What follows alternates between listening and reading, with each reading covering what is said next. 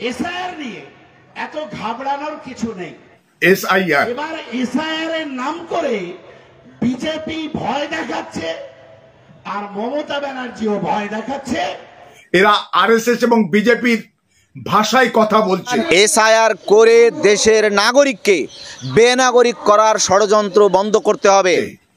আজকের আর মার্কা বাংলা চ্যানেল যেভাবে আজকের দলিত আদিবাসী সংখ্যালঘু বিরোধী প্রচার প্রপাগান্ডাতে যারা সবসময় সোচ্চার, সেই শক্তি শুধুমাত্র বা সেই চ্যানেল আজকের এই এসআইআর, এনআরসি, ভারতবর্ষের সংবিধানের ধর্মনিরপেক্ষতার বিরুদ্ধে, ভারতবর্ষের সংবিধানের বিরুদ্ধে প্রতিনিয়ত যারা খড়গ অস্ত্র, সেই চ্যানেলের মতোই বা বিজেপি আরএসএস এর মতোই এরকম কিছু নেতা আজকে দাঁড়িয়ে দাবি করছে, এমনকি ধর্মতলায় দাঁড়িয়ে অধর্মিক কথা।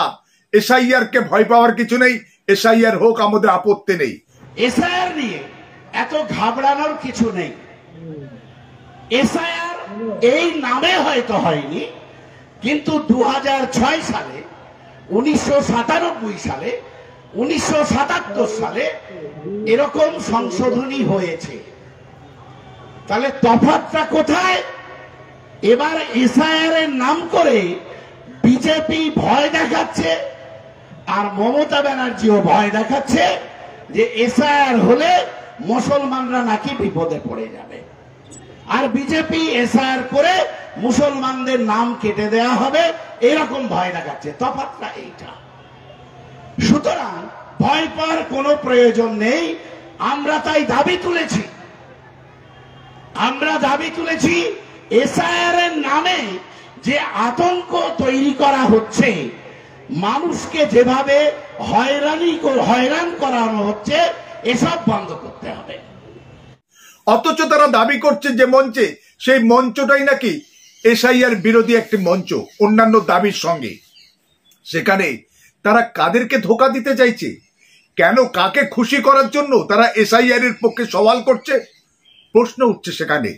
তাহলে কি অন্য কোনো অঙ্ক আছে, অন্য কোনো হিসেব? এটা কিন্তু বাংলার মানুষ প্রশ্ন করছে। বাংলার মানুষ জানতে চাইছে তারে কেন আজকের বিজেপির যে শরিক দল, সে বিহারের জনতা দল ইউনাইটেড নীতিশ কুমারের বা অন্ধ্রপ্রদেশের চন্দ্রবাবু নাইডু থেকে আরম্ভ করে বিজেপির শরিক দলরা আজকের এসআইআর এর বিরুদ্ধে আওয়াজ ওঠাচ্ছে, অথচ বাংলার কিছু তথাকথিত নেতা বা তথাকথিত কিছু ধর্মগুরু তারা এসআইআর নিয়ে গলা পাঠাচ্ছে।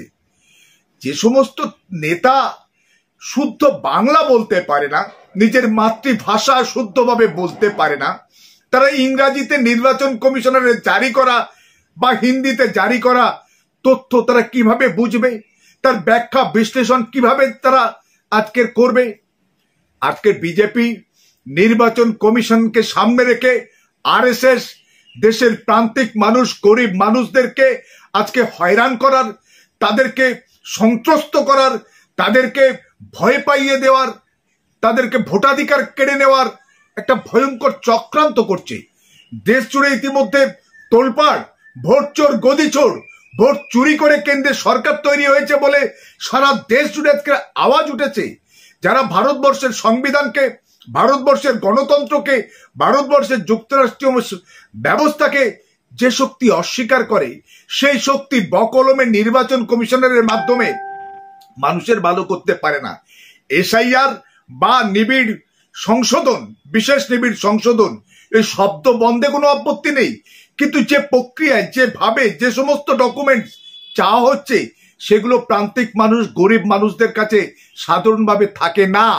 তাদের কাছে থেকে voter card, Aadhaar card, PAN card, ration card, এগুলোকে মান্যতা দিতে হবে।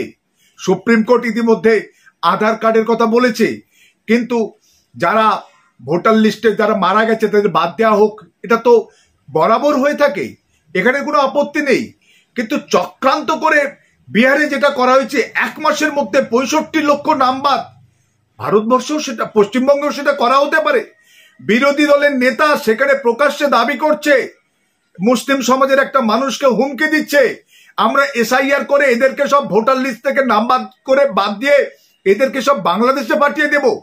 আজকের বিজেপি নেতা কৌস্তব বাগচি আজকে প্রকাশ্যে দাবি করছে মুসলমানরা সব পাকিস্তান বাংলাদেশে জায়গা কিনে রাখুক, কারণ 2026-এ তারা নাকি ক্ষমতায় এসে মুসলমানদের সব আজকের পশ্চিমবঙ্গ ছাড়া করবে। আজকের বিরোধী দলনেতা প্রকাশ্যে দাঁড়িয়ে বিধানসভার সামনে বলছে মুসলিম এমএলএ যারা জিতে আসবে তাদের চ্যাংদোলা করে রাস্তায় ফেলে দেবে। আজকের মুসলিম সমাজের কিছু মানুষ, কিছু নেতা যদি সেই তাদের ভাষায় বলে যে এসআইআর নিয়ে ঘাবড়াবার কিছু নেই, তারা বোধহয় ভাবের ঘরে চুরি করছে, অন্য কোনো খেলায় তারা মশগুল আছে। তাদের খেলা কিন্তু বাংলার মানুষ ধরে পড়বে।